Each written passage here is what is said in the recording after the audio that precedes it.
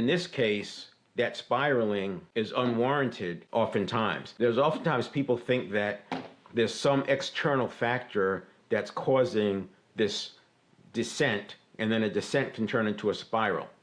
When you listen to my podcast, episode 18 talks about the woo-woo gap. I call it collapsing the woo-woo gap. And the idea is that when people walk around and say, oh, it's the universe, I manifested this, and these terminologies, I don't have anything against that, but what can happen is somebody who's not as deeply into this, they can think of that woo-woo gap getting pretty wide.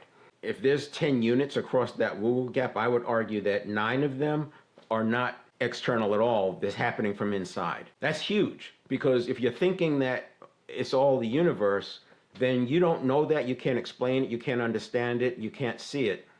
Both of those limits involve different factors.